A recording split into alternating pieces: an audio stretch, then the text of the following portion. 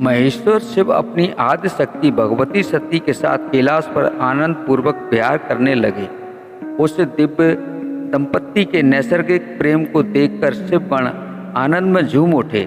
प्रकृति भी अपने कुसुमित वनों एवं निर्मल सरोवर के रूप में पलक पावड़े बिछाए उमा महेश्वर का नित्य स्वागत करने लगी। इस तरह विश्वेश्वर भूतनाथ शिव को भगवती सती के साथ सानंद रहते हुए बहुत समय बीत गया। एक समय की बात है, भगवान रुद्र सती के साथ दंडकारण्य से होकर गुजर रहे थे। वहां उन्होंने लक्ष्मण सहित भगवान राम को देखा तो रावण द्वारा छल पूर्वक हरी गई अपनी प्यारी पत्नी सीता को ढूंढते हुए वन वन भटक रहे थे। विरह में व्याकुल श्री राम उच्च स्वर से हाथ सीते पुकारते हुए विलाप कर रहे थे। उस समय महादेव ने बड़ी श्रद्धा से नतमस्तक होकर तथा जय सच्चिदानंद कहकर उन्हें प्रणाम किया। परमेश्वर शिव की यह लीला देखकर सती को बड़ा विस्मय हुआ। उन्होंने भगवान शंकर से पूछा, प्रभु, भक्त के समान इतना विनम्र होकर आप इन दोनों राजकुमारों को क्यों प्रणाम कर रहे हैं? महेश्वर ने कहा, देवी, ये दोनों साधारण राजकुमार नहीं हैं। इनका प्राकट्य सूर्यवंश के महाप्रतापी राजा दशरथ के यहाँ हुआ है। ये दोनों साक्षात भगवान विष्णु और शेष हैं, जो श्री राम और लक्ष्मण के रूप में सृष्टि के कल्याण के लिए नर लीला कर रहे हैं।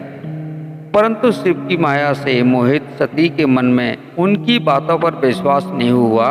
भगवान शिव ने कहा, प्रिय, यदि तुम्हें मेरी बात पर विश्वास नहीं है तो स्वयं वहाँ जाकर अपने विवेक से श्री राम की परीक्षा कर लो।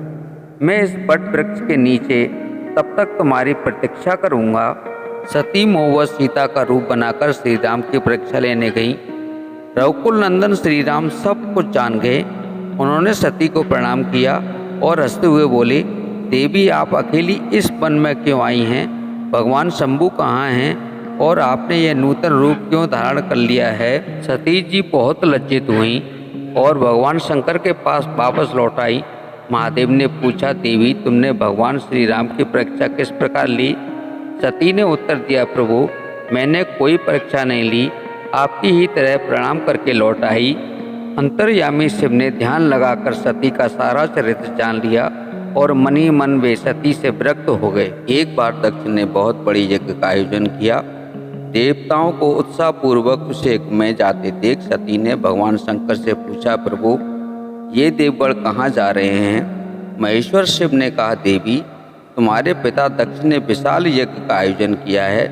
उसी में सम्मिलित होने के लिए ये समस्त देवगण जा रहे हैं। दक्ष मेरे विशेष द्रोही हो गए हैं, इसलिए उन्होंने हम दोनों को उस यज्ञ में नहीं बुलाया है।